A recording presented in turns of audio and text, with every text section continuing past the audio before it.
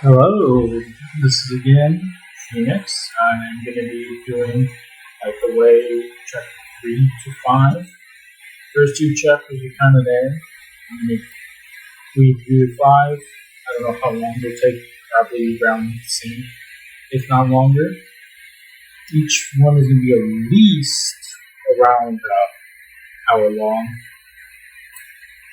And I'll be going on with this. I'm probably going into 10 chapters of this one. I will put up another series, alternate between them. I'm probably going to do at least 3 a week, if not more. I'm not sure how I'm going to do this, but let's go. Chapter 3, Crucible Forge. She zeroes in on her target, slowly pulling the trigger until she hears a hiss of the receiving bullet, but it bounced off just left of the hunter's head.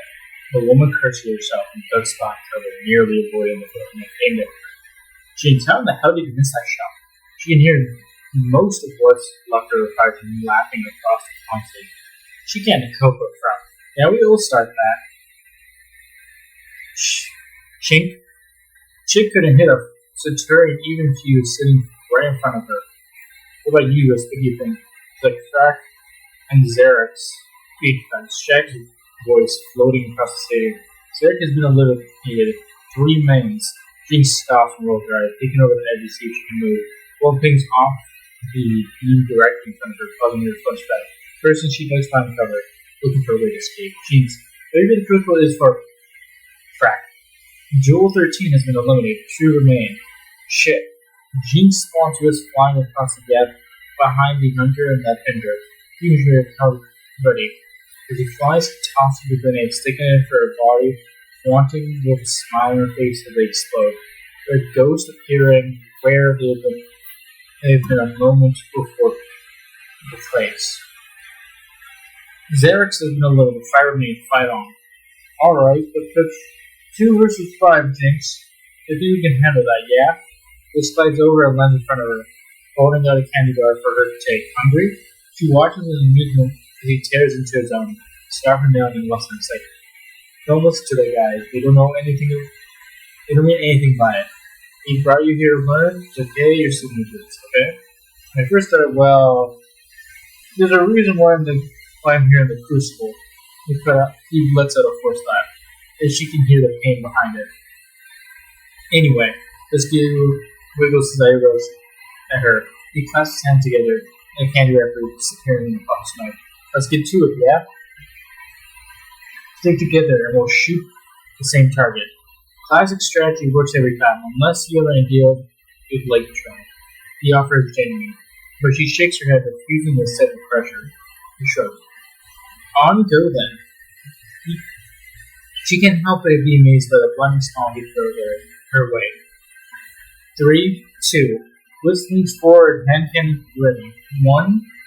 The look in his eyes is danger as he spots his first target. He points toward the low titan, her to see. She nods, pulling out her own hand cannon. Go! Wiz leaps out from behind her, Jinx following close on his heel. Before she can make more than 2 seconds, Charlie finds herself floating in the darkness. Fuck! She resurrected a moment later in the view mirror. The rest of the cartoon munching glance nicely leaning forward to watch the show. Things are about to get good. Jewel starts cackling. Derek nods his head in agreement. In the distance, Jinx hears someone complaining about losing all their glimmer. I went all in Ironman. Those little shits are gonna lose because the 5 team sucks. 2 versus 5, really? I'm gonna lose everything. Jewel's laughing grinds so hard as she stands, prepared to step out in the main room and deal with whoever's talking shit about the fire team. Berserk reaches out and grabs her with her hands, pulling her back down. Don't worry, Jewel. Just sit down and enjoy the slaughter. Jinx has been let in. 130 remains. Show them that doesn't matter. Due to the delay between the match and broadcast, it's only just now showing Jinx's death. She can't help but cringe at the Titan in full view, takes a shot as soon as she steps out. And now she's dead. Where does Will slaughter these losers? Jewel tries to stand up, but Zarek pops his. Oh wait, shit, that was an announcer. And now she's dead too. Where does Wisp find these losers? Joel tries to stand again, but Zarek pops onto her lap, holding her in place. Relax. He says, landing, handling her baggage chips, which she eagerly takes and digs into. Which I really wonder how it actually would eat, but figures the question might be considered weird.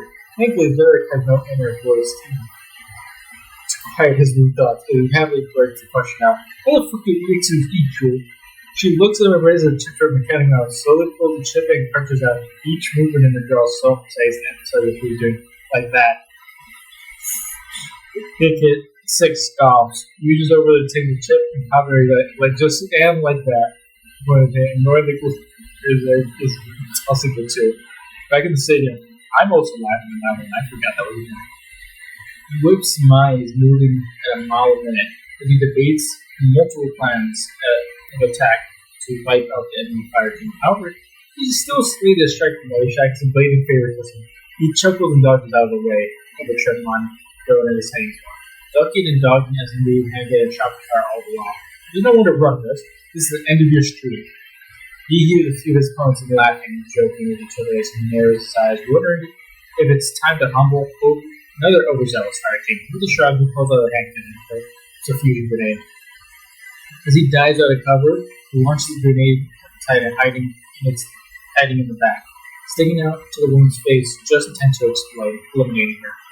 Shaq doesn't even have time to announce the elimination before he's moving to take the next target. Three shots drilling through the head of the warlock, trying to rush him. He stows his hand cannon and whips out his sniper, guiding on the second furthest hunter, pulling the trigger. The man explodes and he'll put the stake, damaging the Titan next to him. Pulling out the hand cannon once more, he takes a shot at the Titan, finishing him along. In less than 5 seconds, he eliminates 4 targets. I can't believe what I'm saying. One enemy remains. Oh, if you're wondering the announcer, this is actual voice lines from the game.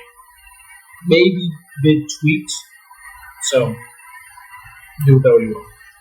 Mayor curses a flint grenade at Wisp, but he glides out of the way and loads his weapon, laughing to himself as the man rages. I'm still going to win this. No one can defeat me before he doesn't even finish his second. A fusion grenade slaps firmly against his mouth before exploding. Iron Remembrance wins.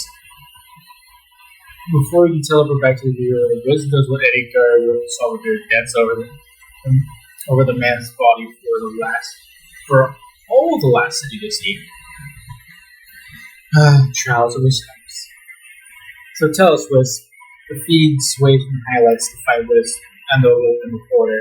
Do you think when you first arrived in the city that you only did become Wisp goes to the crystal? He chuckles the question while simultaneously cringing inwardly. He hates that title, though for no other reason than because Sophie dislikes him. She says only she can be the ghost in the relationship. He's inclined to agree. No, ma'am, I can't say that was planned at all. He was arrived at the city some 15 years ago, escorted by Lord Saladin himself, directing the coveted Iron Battle Axe.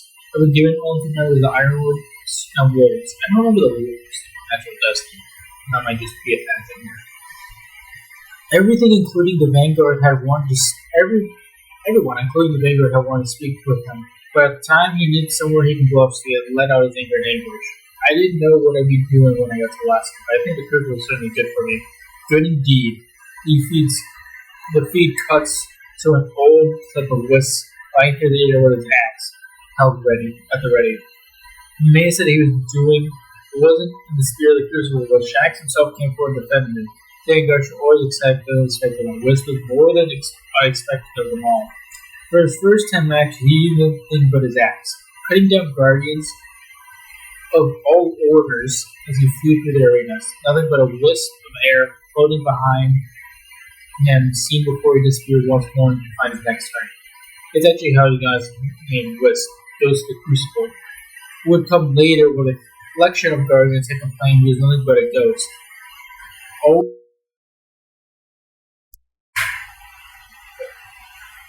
Always appearing and disappearing without warning.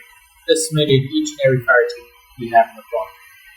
But at the end of its 10th match, factions were clamoring to claim him as their own, but he declined every single one of their offers. Limited, exclusive weapons, and some had intimate offers, but he shot them all down. Content to grind his way through the ranks on his own. And grind he did, climbing the ranks until he stood at the top. When he reached the top 5% of competitive Guardians, Shax stepped forward to sponsor him. Finally, he'd accepted, knowing that Shax had no intention of using him for some ulterior motive, but simply to improve his Crucible Guardian as a whole. Definitely helped him make a decision. The best choice he ever made, and was one that rocked the Talon City. Shax never once sponsored a Guardian, though he supposedly come close once for another Warlock. And for all the Destiny viewers, the other Warlock is a Korra. She's canonically one of the strongest Guardians in terms of light level. And Shax used to be a Warlord. That's kind of why he does the Crucible. He has basically, this is kind of his shtick. So, he likes it a lot. So, other than that, if you want to search up an image of Shax's Destiny, he's a fucking badass. Anyways, they became fast friends and allies. They two going on missions together to scout new arenas and occasionally clear out infestations of hive and fallen. Duel were well known for their brutal efficiency. If there was somewhere you needed to clear, the Vanguard could manage it. They sent the request to Shax and Blitz. They'll be done within a week. They had a few close calls, of course. The first time was fought an ogre that cycled through a wall into a high road flew in the night and two wizards. Been terrifying sight. Equal terrifying fight. Tenacious bastard, all of them. He did prevail, but the cost is with his life twice, much to Shax's view. There's a trophy of his first ogre hiding somewhere among Shax's own trophies. He claimed to turn it over to Wes when he finally found a place to settle down and call his home. Like the apartment across from Shax isn't his home. The second close call was Wes told Shax about the Archon that hunted them back before they reached the city. Shax left one of the Red Jacks in charge of the Crucible and departed within an hour. The pair was gone for 3 months. They returned with a close to 50 ghost shells. They both clearly been in the fight for their lives. The horn on Shax's helmet had actually been broken off, which he'd been surprisingly upset about, which eventually repaired it, but for almost 2 months after the return, this was came to hear Shax complain about how he was down soft.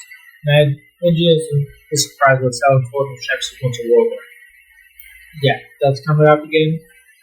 I would explain to you, but I'll give you a brief version. Warlords were guardians who weren't aligned to like the Iron Banner or the Iron Lords. They basically did their own thing and ruled like a king. There was constant fights between them. It was basically, think of medieval times, but futuristic weapons. So yeah, everyone was war with each other. Shax was probably one of the only good warlords at that time, because he actually protected these people. That's why he's even in the last city. So, continuing on, concerned after why Shax was upset.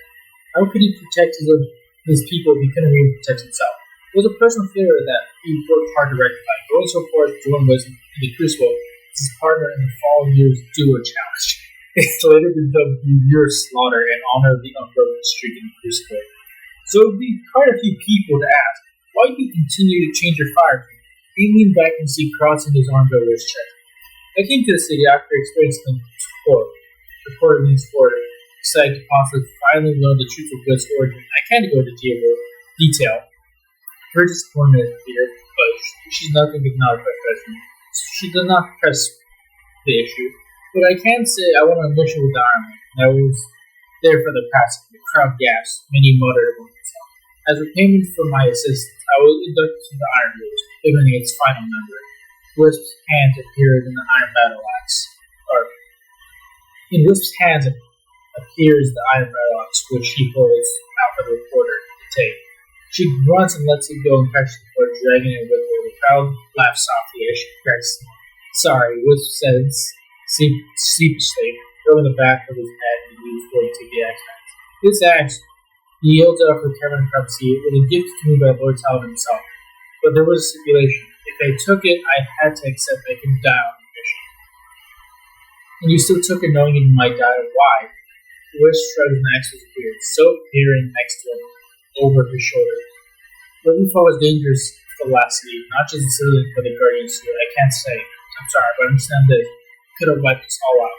The high would fall on her back, but this was so much worse. He paused and took a deep breath, so flying over the rest of his outstretched palm to cover it. She knows he still has nightmares about Siva. But back to your original question, the reason my fire continues so often is because I'm training each and every member until I feel they're capable of surviving and protecting the ones they care for. A few members did kind of wipe tears from their eyes, clearly moved by his words. I had a couple in my travels prior to meeting the Iron Lords. The blacksmith, who made my first set of armor, was the very same set I debuted in. He changed the first ever match, flying these armor to the crowd for years to see. And her husband, with the most beautiful voice, sang for us on the third night at their home. Their names were Caleb and Alex. Wisp. He shakes his head and wipes at his face. Sorry, I consider them family, even though I only known them for a short time. Soph actually has a songs before. I played them one for you, but I don't think I could listen to it without breaking down. Porter reaches out, had someone to kind of understand smile on his face. What happened? When I returned with clothes out, the tower had been destroyed, and inhabitants killed. We stayed that night and buried their bodies, praying our final respects for the dead before moving on. I couldn't save them. It was because I wasn't strong enough yet. Is that what you teach people now? Exactly. I trained the Crucible and Sheks, and I trained the Wildwood as well. I don't go on Vanguard missions, because it's not because I think I'm better than Vanguard, as some people like to say, because I'm still getting more Guardians ready. This fire team with me now, Jinx and Jewel, Ankit, Zarek, and Zora, well, they will be the final fire team I train. The crowd gasped and only the call center began to ring.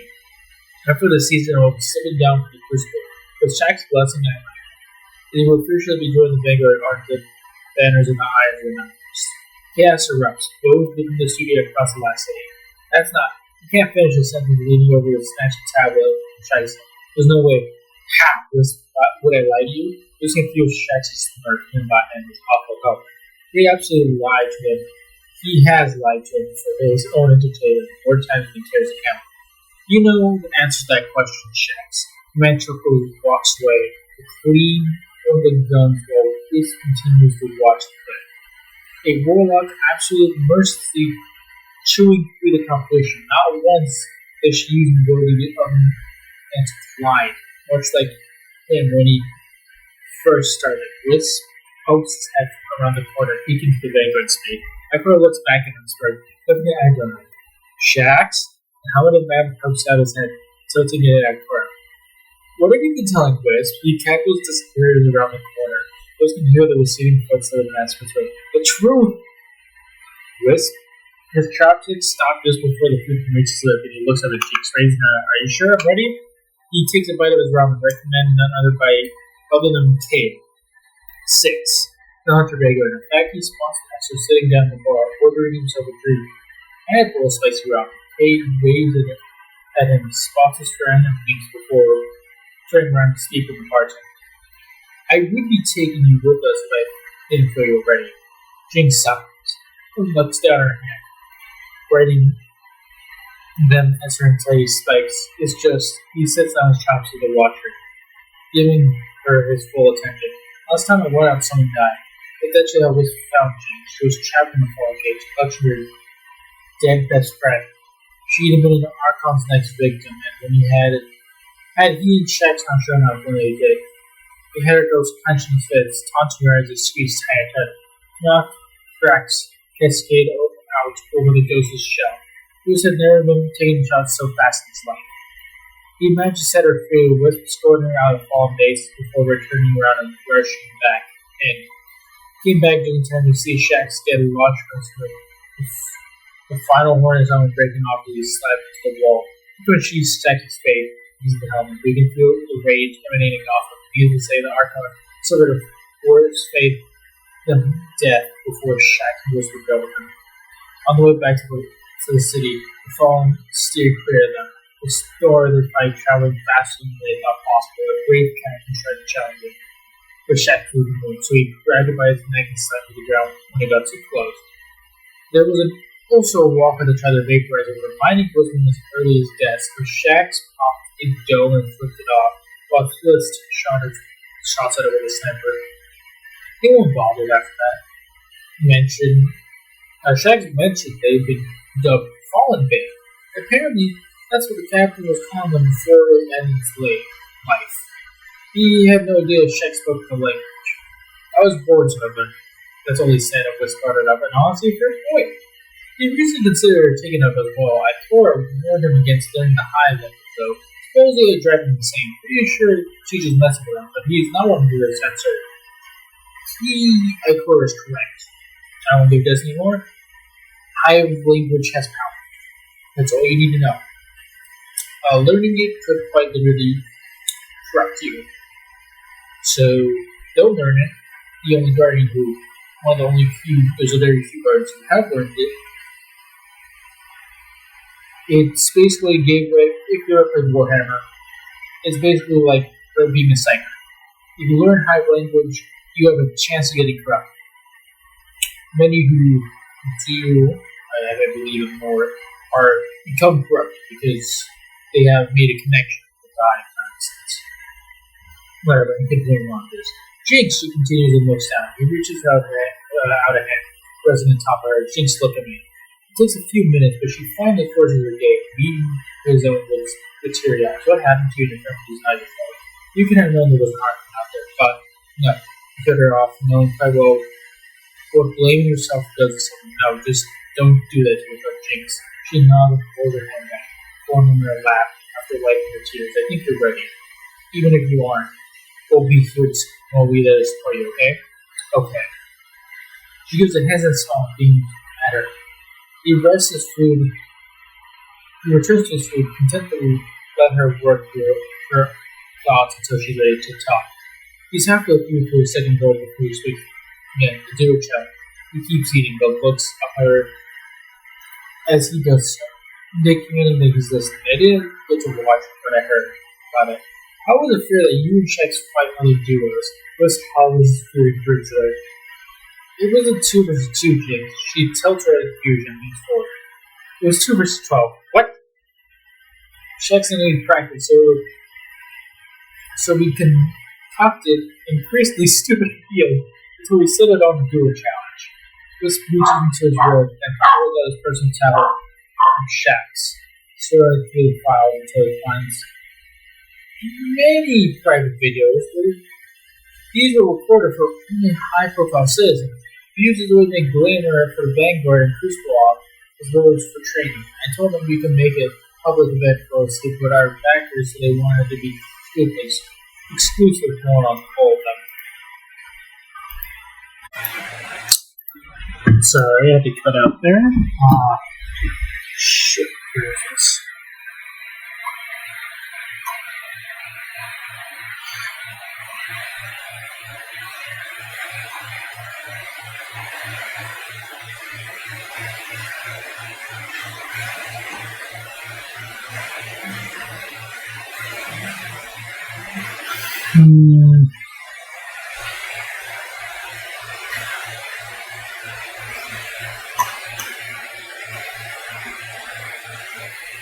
I'm just going to restart where I run. Oh yeah, Shax is a cheerleader part. No one can change my mind. We have to do. Oh wait, no, I'll just start it. Actually, need practice here so we can create a concocted priestly pseudo until we settle on the duo challenge. This reaches the girl and pulls out a perfect tablet from Shax. Scroll through the file until we find submitting private videos. These are recorded for only high-profile citizens. We use it as a way to make glimmer for Vanguard and Crucible Ops as well as for training. I told them we should make it for the public to see, for the event for all to see, but our backers said they wanted it as exclusive. Morons, all of them. We pressed play on the first video and cited over. We picked it up and watched. It was mainly for bragging rights, for everyone else at least. I mean, who would think 2 guards could take on 12? She wanted the Shax and Wisp split up after playing a game of rock, paper, scissors. What were you guys doing? She put the screen around to see and he chuckles. We were deciding how to run the match. I wanted to do face only, Shax would use blood grenades only. I won. Maybe because the Shax and Wisp being tough physical with the fit sometimes when I can, sometimes too. At one point, she spots a the Wisp bouncing between 3 different curtains, all with her trying to shoot him in the background. You can see Shax cheering him on. I never realized how animated he is. But yeah, Shax is a cheerleader at heart. No one can change my mind. Next video, if you know, you know. If the next video starts, she watches Shax and Whips play hot potato with a console. Each time they get near someone, one or the other bounces a grenade off the wall or another surface, if they always on a direction from the side of the first building. Oh shit. This tackles Apple look for Roscoe in space, among the grenade rounds in their hands. Next two are my favorites. Wisp using the video watches the floor Shax turns into Wisp's shoulder, using him as a personal steed. The Maryland gave him Bush was straight in, but speeding down them with his weapon. She can hear Shax heckling over the audio feed and at least one building screaming in fear. Another video starts with his time to walk away Julie Crab walks the entire time, impressively saying thanks and scared it. Everyone's stopping to pull a trigger on one of the sirens before holstering and continuing. You're both insane. Lips grinned, but did it correctly. It was more like you both goofing off and concentrating. He doesn't correct that either. She raises an eyebrow at him. You're plainly correct. The first match is for sure. Our team came and talked and thinking they wouldn't need to work hard for the win, so we didn't take it seriously. The teams that came in after realized we could go through what we can go through and came ready for the fight with lives. And that's when Shax and I decided to run properly. This skips the last video, promising to show Jinx the remaining ones another time. He starts and she watches the two go through their post-match warm-ups, each checking out each other's armor before turning their weapons before turning their weapons to quickly maintenance them. Their fishing is concerning if she's being honest with herself. They both spend entirely too much time in the Crucible. One of Shax's Redjacks calls the star and both sprint off together. Shax leading, they run the first trio less than 15 seconds in, and the group is down two. Shax sprinting in the open the fight with shoulder charge, slamming into the leading roll up to the wall. He aims his hand cannon at her Wisp and fires, while Wisp is bringing up the rear, shoving grenades against the hunter's chest. Hunter's goes appears in place, but Wisp's already moving on towards the next target, wiping it out his sidearm and gunning the remaining roller down. The opposite shows him the enemy fire team converging together, and the announcement that 3 layers is down. The group of 9 forms in the circle and closes through, penetrating on the 2 entrances. A prime solar grenade rolls in through one of the doors and explodes, killing 2 guardians instantly. The remaining 7 turn around in time, just in time for Shax to start continuing the opposite end, with shotguns in hand. Whips shotgun in hand. He burns through 3 more before they realize what's happening. At this point, another 2 drop dead. Wisp pokes up behind her to shoot Shax, and she with Shax's hand cannon. Why do you trade weapons? I don't actually remember why we did that. With now 7 and the remaining 2 titans share a look for popping their abilities, each aiming to take out their attackers. Shax! I don't know why I say sharks. Shax barks out with a laugh and drops a dome, protecting him from the seismic slam of the first titan. Wisp blinks away only in time the only time Jinx had ever seen him not using the glide, and the titan crashes to the ground where he'd been a moment before, Wisp appearing on the banister above her. He slips down from the perch and punches her in the back of the head. As she goes down, he takes the time to light up the shop and fires. Shax decides he wants to see how the first firefight would remain, if this had remained time. So he stows his weapon and steps out of his dome just when he kind of step forward. It's clear that with no intention of taking the invite as he pulls out a strange booked gun. It hurts Jinx's eyes when she looks at it. This flinches with the intent for the trip, but Shax starts to shot, bringing forward, signing his face from the guarding stone. He leans over and sends something to the time before Whip tosses the hand cannon over as fires, ending the match. It was over in less than 2 minutes. What was it? Give me a second. Alright, I know this is working now, so I will continue the break. Nothing happened. Things are happening right now. Couldn't really stop that. Evolve creation dark then. What gun is the Titan? Is What is the gun the Titan is using? He doesn't need to look to know what she's talking about. Of all creation darkness. I'm sure that it has a name, but never cared to learn it. Just knowing it can kill a Guardian. Jink gasps and look at the feed, watching as multiple Red Dragon guard and teleport into the area to cuff the Titan. She sees Wisp step over Shax and drop a hand on his shoulder. The pair speak for a moment before teleporting. We never figured out why that Titan was trying to kill the both of us. He got what he deserved, though. There's a valuable lesson for you, Jinx. Never underestimate your opponent. Jink hands the tablet back as he pockets it, immediately digging into the third bowl of ramen. How much food does he eat? Circling back on your previous conversation, Jinx. He watches over the bowl of food, chopsticks poised to deliver more food into her mouth. I think you're perfect for our fire team. I'm happy to have you with us. With that, he continues to eat. She smiles at him and scarfs on the rest of his food. Fire team honors Remembrance, members, Wisp, Warlock, and also Human. Zarak, Hunter, Human. Zorak, Titan, Human. Jewel 13, Warlock, Exo. If you're wondering Exo, think of robot, but they just have a human mind put into their head. Hinket, 6, Titan, Exo. Jinx, Hunter, Awoken. Woken are basically just people with blue skin. There's more to it, but that's pretty much all you need to know. If for non-Destiny viewers, this is for you. Hunter is a type of guardian who uses stealth and hand cannons or sidearms and a long-range weapon to kill their enemies. Hunters tend to be tacticians, mostly keeping to themselves and using lightweight throwing knives and smoke to disorient their enemies. Warlocks. The Warlock is a guardian class in Destiny that specializes in combining magic powers granted by the Traveler with modern weapons. Warlocks have a long studied with the Traveler, which rise to their ability to harness some of its powers as the Warlock advances through the levels. Their arcane power grows stronger. Basically, just think of literal Warlocks from D&D or Wizards. They're pretty much that. Instead of just being straight up, most of the time these classes involve forming something. They're usually just use the light up as a straight up power source, like lightning, and just do Palpatine type shit.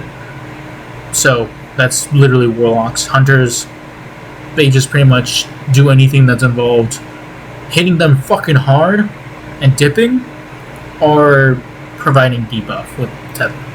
They just basically crowd control or just hit them fucking hard. Titans are the first class of Guardians and the first Guardian in general to rise to the call of humanity. They tend to have the highest armor of any of the three classes in Destiny and the lowest agility. The first Titan to build and defend the wall that protects the city. Pretty much just think of crayons. They eat crayons. They punch shit really hard. Their literal thing is punch, fucking hammer, and a giant shield because they can defend. Moving on. Anyways, if you guys want, I can set it up so this reads off and you don't have to hear my voice. If you want to, just comment. I'm not that big at all, so it doesn't make sense why. So, Chapter 4, Descending to Darkness. Putrid green light reflects off the inky surface of the gathered liquid. The collection of wizards hover, whispering amongst themselves in harsh voices. Light comes. The wizard begin to chant in a language not fit for human ears. The light bearer and his ghost submerge within the liquid wraith. Their begging and pleas fall on deaf ears. Flesh is stripped from the body, melted from the ghost. All that remains is slurry. A knight steps forward, plunging his armored hand into the goo in search for what lies below the surface. His fingers close around a crystallized something. He gently scoops them up, bringing them out of the liquid into the vile air. The knight opens his mouth, reading a small white crystal orb. It pulls gently from within, illuminating the room with a soft glow. Under normal circumstances, it gives a sense of peace and calmness, but there are no normal circumstances. The wizard leading the ritual floats forward and presses a palm against the orb, beating it with high magic. It begins to immediately change colors, bleeding from white to green over the course of several minutes. It begins to float off the knight's hand. Several throw a guide into the room, each carrying pieces of metal carved with high runes. They place around the pulsing green orb as the wizard continued to chant, with one leading and shoving more and more high magic into it until it begins to expand. Tendrils of green light reach out and grasp the metal and pulls it towards itself. Finally, everything is settled, and the hand of night rests in a new weapon of sorrow. In the distance, a lone acolyte observes, bathed in the shadows of her having a clove, a scar across her chinorous helmet burns as she watches one of the thralls spot her and shrieks, immediately rushing towards her. By the time High reaches her perch, she's already gone. Wisp, thank you for coming. Ikora looks up to Wisp and answers the Vanguard quarters, each geared and ready for deployment at a moment's notice. I understand you want to spend a little more time working with your team, but something of an emergency has come up. Wisp steps towards the table and looks towards the papers strewn about. In the bag, Zavala observes. He'd heard quite a lot about Wisp, but he hasn't yet had the chance to interact with them. All things considered, Wisp is a relatively young guardian, and that is Zavala erring on the side of caution and regards the mission he's willing to send him on, which is why this one has him so concerned. They're asking a lot for someone who's lived in the crucible of the last 17 years. That's not to say he doesn't trust Ribs and can't get the job done. His track record certainly speaks for itself. Paired with Shaxx and Saladin's approval, he can't find any reason to deny this op yet. Ikora and Wisp turn to look at him. Are you sure this is the right move? Wisp has more than proved himself, Zavala. The rest of his fire team turns to attention to Zavala. It's clear that they dislike his insertion. There's a difference between fighting Guardian and fighting enemies of the city. You seem to be under the impression that I only found the Crucible of Zavala.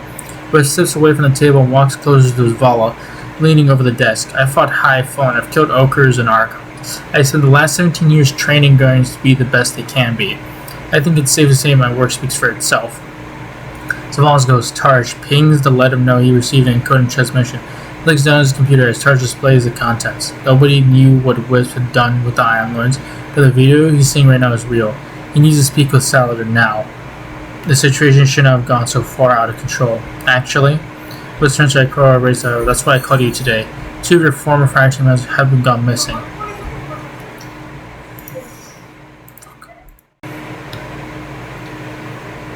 Actually, Wisp turned to look at Ikora with raising an eyebrow at her. That's why I called you in today. 2 of your former fire team members have gone missing.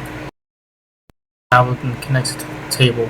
Calling your projector to play a data for Wisp and Team View. 2 weeks ago, we sent a fire team to assess the Hellmouth. A 3-dimensional hologram of the Hellmouth is projected on the table, detailing a large pit as well as several structures taken out of the surface of the moon. Wisp turns it back and forth as he studies it, the rest of his fire team moving up to the table to look over the notes and sorted data on the area. The single photo of the Hellmouth. The pit is entirely black, not a speck of light able to escape it, not even the green light that the Hive generally use. We lost contact with them 48 hours ago. Ikora hands over a photo to Wisp. As he goes to take it, he sits a hand on his shoulder. I'm sorry. Wisp looks down, noting the bloody chest plate. He recognizes it anywhere. He was once the one the commissioner did for Iviz. We weren't able to locate her body, but as you can see, her chest plate was recovered. Where? He sets the photo down on the table and glares at the floor, fist clenched at his sides. Eviz was one of the first Guardians he trained. She'd been a natural, but born with the capability to rise at the top, being the Crucible or as the Vanguard's greatest. To see her reduced to nothing more than a chest plate, not even a body to bury, West feels nothing but rage boiling within. In mass grave, High Fallen Guardian, not even never the ghost though.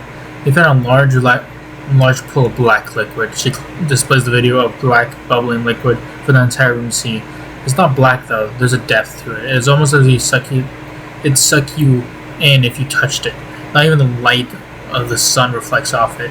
Tests resulting in inconclusive data. By that she means it was an amalgamation of Guardian DNA. So far, they've counted 5 separate Guardians previously listed as a MIA, missing in action. Now identifies nothing more than black sludge on the desolate rock. Your mission is simple, Wisp. Find our missing Guardian and destroy whatever created that mass grave. Chris nods and he and his fire team tribesmen out, leaving Zavala and Cora alone. Cade walks in a moment later. Cade walks in a moment later. A to-go bag of spicy ramen in hand. What'd I miss? He falls into the chairs around the table, idly looking over the data still on display. Oh, that. Zavala stands and joins him at the table, placing his tablet down. And this. Whips and Salen's final battle with Siva begins to play. Wisp barely managed to dodge under the knight's blade. The wind from the swing truffles the tassel of his gear. In the distance, you can hear the sounds of a Team 1 fighting more hive over the comms. You can hear the curses of two teams dealing with their own problems. He located a room known only as the World's Grave. Ominous name aside, according to Inkid's ghost, it's supposedly a repository of hive knowledge, basically a dump center of all the hive knowledge. Of course, when he'd step into the room to investigate, he set off some sort of alarm. Hive varying sizes rush in to kill him or capture interlopes. Unfortunately, as Team 2 was setting off the alarm, Team 1 was walking directly into a trap of their own. Let's look to his left, keeping an eye on the many wizards flitting around the room. The harsh chanting even filtered through his helmet, burning his ears. Whatever they're saying with hive magic, there's a larger wizard, nearly 3 times larger than the others, floating in the middle of a pool of black goo. The same stuff as Akara showed nearly a week ago.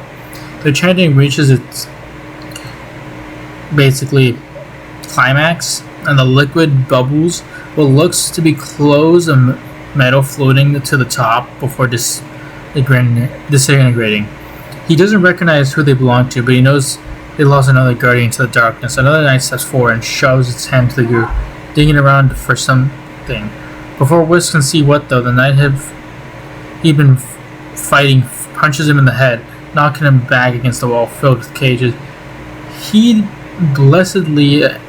They're blessedly empty, but it concerns him to no end the cages within the ritual chamber. Combo that with what he just saw inside the room, well, it doesn't paint a pleasant picture for him. The knight roars in victory and launches forward, plunging his blade down into Imperial Wisp. He rolls out of the way and the blade slams at the ground, flakes at the floor, flying in every direction. To his right, he spots Joel taking down a wizard she'd been tasked with killing, the creature falling to the ground and burning away to nothing. He doesn't quite understand why they do something. They sometimes do that, but he's thankful for one less thing to keep track of. Jumping to his feet, the knight removes its sword from the ground, just pulls out a shotgun and rushes forward, slamming the barrel into the chest of the knight, pulling at the trigger. The blade explodes outward, leaving the body a gory hole in the chest, and Wisp can peer through and pulls the shotgun away. It crashes to the floor. A massive bang is just as the ogre lumbers into the room, guided by another knight. It doesn't target any of his team, though, instead walks for the wizard. The center knight and the wizard head kneels. The knight pulls something white out of the pool and holds it to the wizard to inspect. After a second, it begins to show hive magic, whatever that is. That's light. Self appeared behind him, tucked away in a rock so she wouldn't be an easy target, corrupting it. The herb turns into a sickling green, pulsating and disgusting display. It makes Wisp sick to his stomach. It reminds him of the pistol the Titan tried to use on him. And Shaq, satisfied with its work, the wizard nods to it, grabbing an orb, plunging in its hand, orb including the ogre's single eye. There is screaming in pain as green tendrils snake around its body. The talons grow larger, its eye more fortified, its muscle will expand as whatever was shoved inside continues to change its body. The wisp pulls its arm out and gestures to the side where another guardian is led into the room when they shoved into the pool of liquid. It immediately goes to work again, ignoring the writhing of the ogre next to it. I don't care what you have to do. Wisp pulls out a rocket launcher aiming at the collection of high-performing disgusting rituals. Kill those wizards. Now. He doesn't hear a reply, but he knows his team heard him. He takes aim with a rocket launcher and pulls the trigger, loading another as it fires towards the target. Before it can hit, though, the ogre steps into its path, taking the full brunt of the explosion.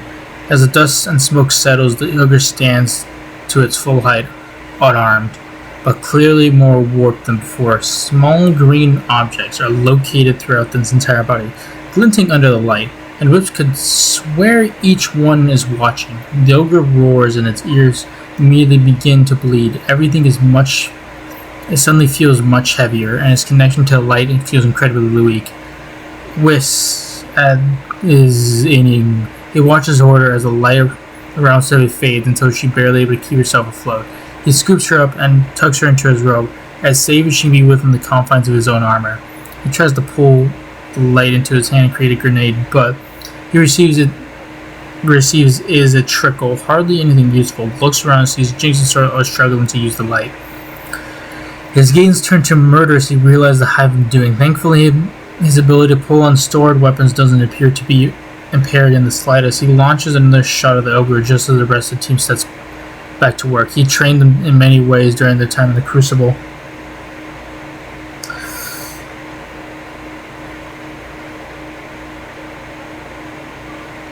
Light is just another tool in their arsenal. The real power lies in the ability to think outside the box and work with what has been provided. It's not an opportune time by any means, but it's time to put it to rest. He trusts them to make the right decision and survive. Jinx pulls back and whips out her sniper. Zorak moves with her to provide cover, pulling out a hand cannon while Jinx lines up and takes her shots. A wave of Thrall rush forward and overwhelm them, and Zorak swaps to his SMG, peppering the wall creatures with bullets until they fall to the ground. Jinx, meanwhile, is taking out the wizard in the back, each one falling with an ear-splitting screech, other one chanting, growing quicker, and more of them fall.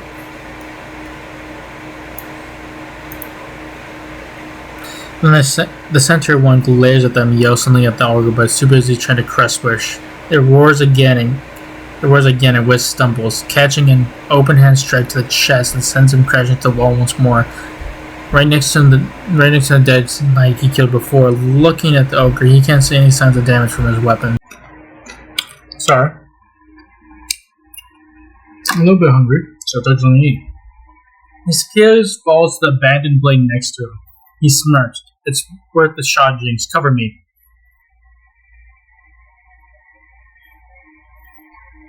He grabs the cumbersome sword and swings it over his shoulder, holding it in place with both hands. Even for him, the thing is heavy. The ogre zeroes in on him. Purple and green beams shoot out from its eye. The orb scares throughout its body, glowing softly. One beam hits him, tearing his skin and muscle off his leg as he jumps behind cover. It hurts. It hurts more than anything he's ever experienced before. And he has the ability to bite on the inside of his cheek to keep. He has to actively bite on the inside of his cheek to keep him from screaming faintly. He himself panicking, but it doesn't have time to placate her. Looking down, he sees Holland's armor and black tendrils sneaking out from the side of impact. He feels them digging into his body, sapping his strength. He needs his light to heal. With the ogre in the play, he'll slowly die from whatever it is. First time in many years, he's worried that if he dies now, he won't come back. Quickly pulls out a bandage out of his hip pocket and wraps his leg. If nothing else, in an effort to stop the bleeding. Standing on shaking legs, he moves closer and closer to the ogre, each time barely dodging his beams. Finally, he closes enough to strike, with a swing of the massive sword in a huge arc, cutting the leg out from under it. It screams in pain, and he screams in triumph. All of the green orbs appear and focus at him, and glow, just as the main eye turns bright green. He ducks behind cover just in time to avoid the explosion of toxic light that emanates from it. He hears Zorak scream as it hits him. Whips change the look in the direction of Zorak on the ground, writhing in agony, green light clings to him.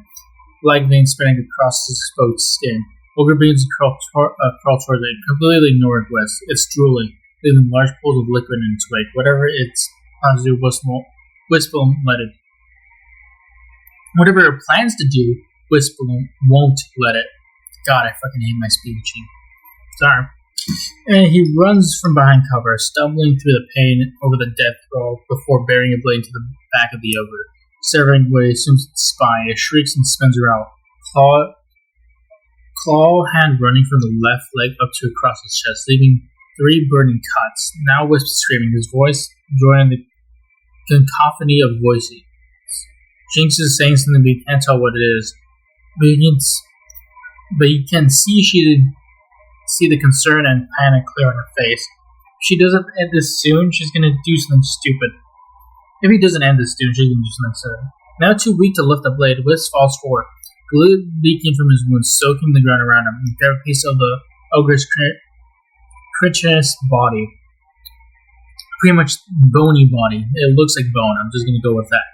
Ripping off what strength he has left, quite literally clawing forward through his own blood. And Traveler knows what else is on the ground. He shoves it into the ogre's eyes, watched in some satisfaction, and dang thing dies, its body disintegrating. And when it fully disappears, all that's left is a glowing green orb. Wisp immediately feels the light return to him, his wounds begin to knit back together.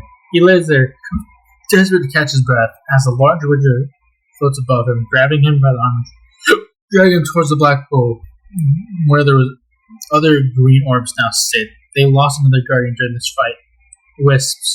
Wisp, ears, Zorak, and Jinx both pause, and he just in time to see the body wreathed in lightning fly over and crash to the ground, causing the wizard to release his soul. He yells something in harsh language and lunges forward again, but immediately solar energy slices through its arm, severing completely.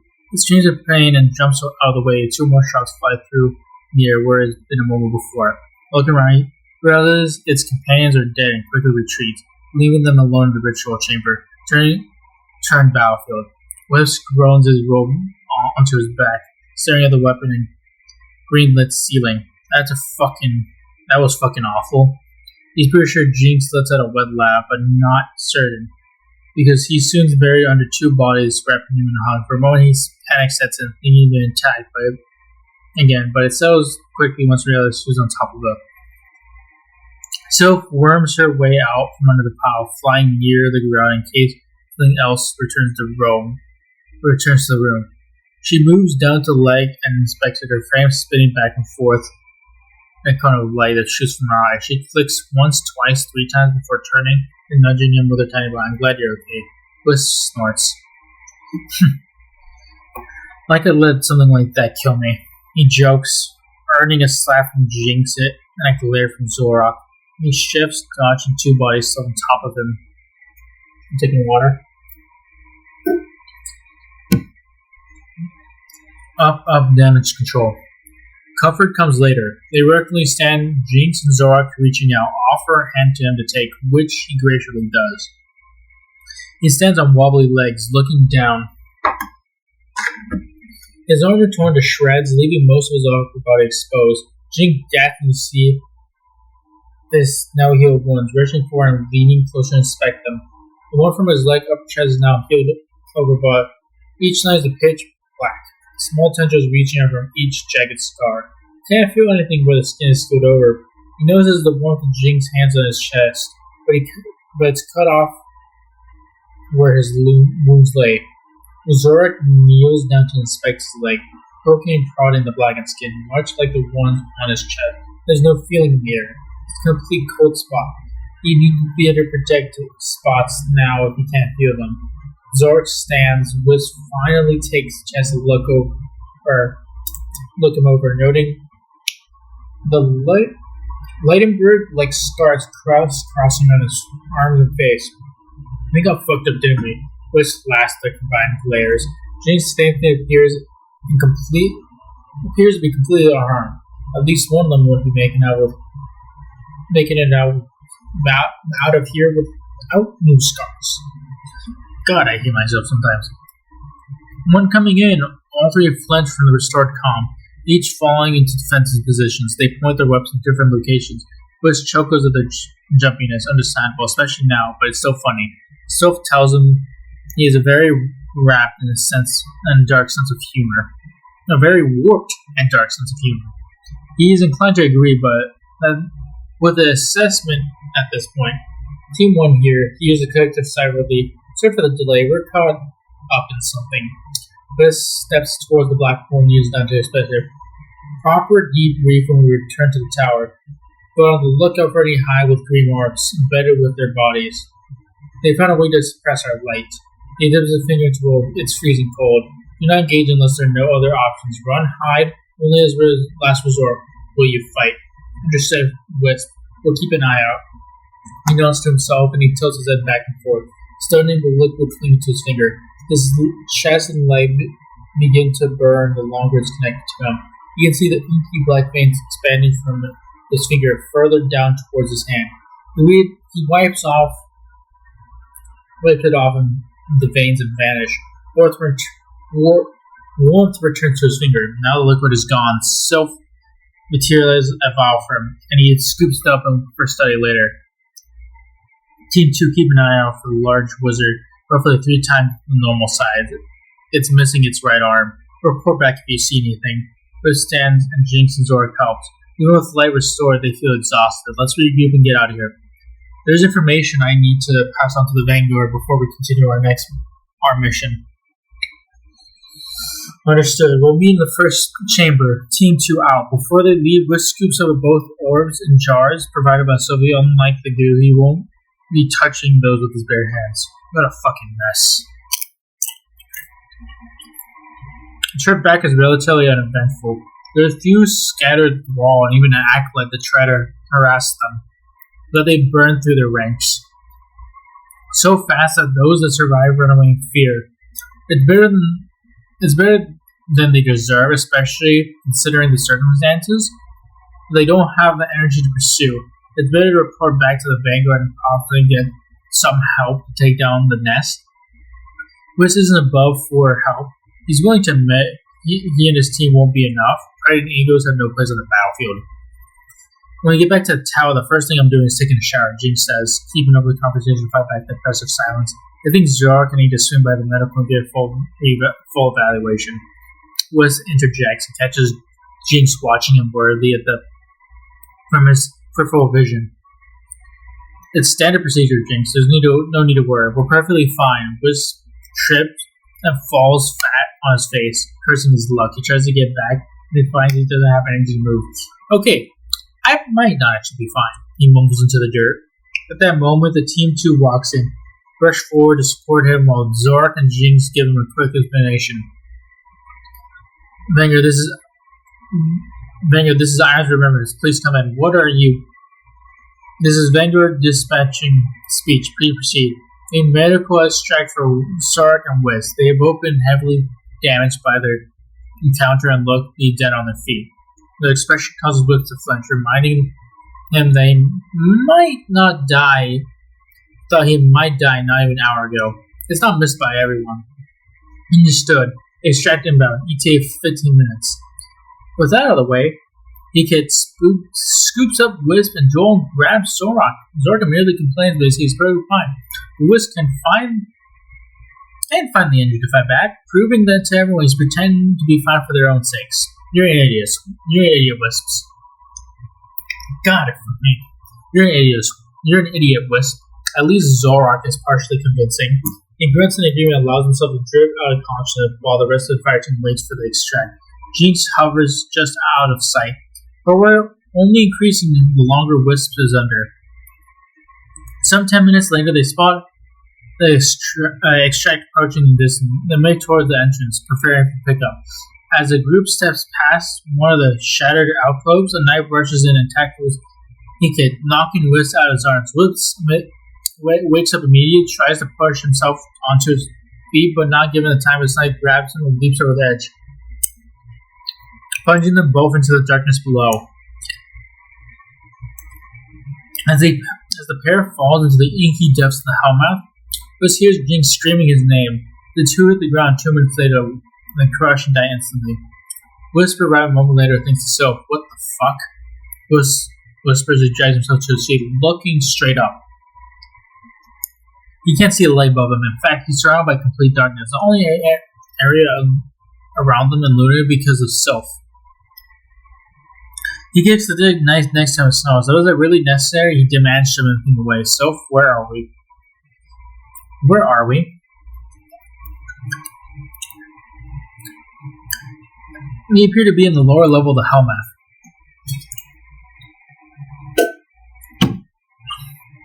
God. We appear to be in a lower level of the Hellmouth.